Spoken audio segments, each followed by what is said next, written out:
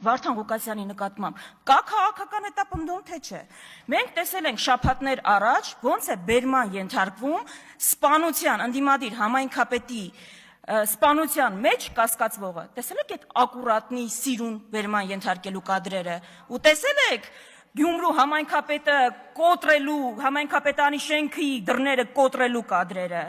Երկրորդը անիվից են խոսում այստեղ, եկեք տեսնենք, տարբերակված մոտեցում կա թե չէ, 25 միլիարդ դրամի մսխման գործով քանի կալանավորված կա, Վահագն Ալեքսանյան, քանի կալանավորված կա, 0,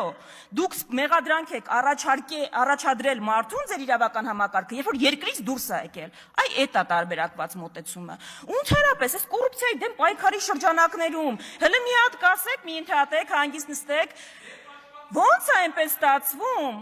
այնպես ստացվում, Ռուբեն Ռուբինյան, ընդդիմադիր համայնքապետ կա, որ ընտրվել է չեք հետապնդել։